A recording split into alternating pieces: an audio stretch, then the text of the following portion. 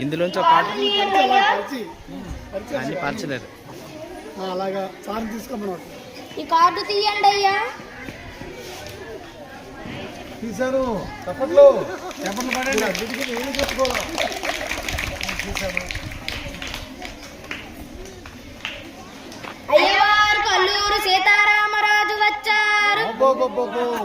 విప్లవ వీరుడు, అపారమైన దేశభక్తి కలవాడు. అన్యాయం అధర్మం అంటే రగిలిపోతాడు.